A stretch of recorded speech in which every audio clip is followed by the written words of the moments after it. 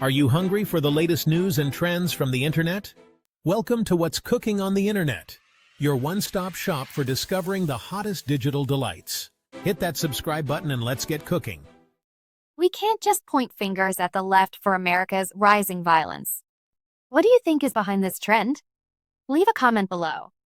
As the nation grapples with the tragic loss of Charlie Kirk, a prominent conservative voice, his friend and fellow commentator Ben Shapiro has sparked a heated debate with his claims that the left is to blame for the increasing violence in America. But is Shapiro's assertion really on the money, or is it a simplistic way to shift the blame? Shapiro, a well-known right-wing commentator, has been open about his friend Kirk's life and legacy. He describes Kirk as a driven and ambitious person who never stopped pushing boundaries. But Shapiro also acknowledges that Kirk's death was a senseless act of violence that's left many wondering if we're heading down a dark path. One of Shapiro's key points is that the left is responsible for the rising tide of violence in America. He cites the 1960s and 1970s as an example of a time when political violence was on the rise, but notes that America eventually rejected those kinds of actions.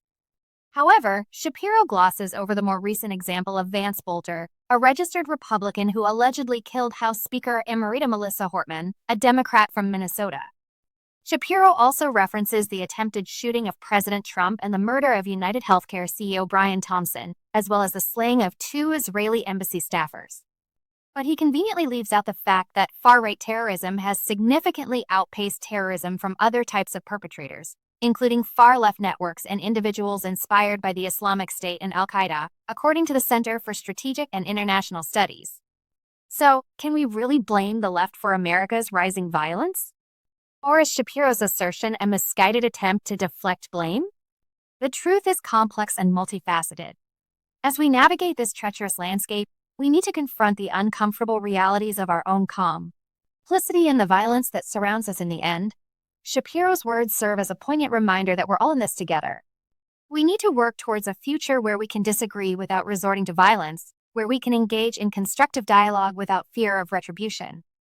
Only then can we hope to create a more just and equitable society for all.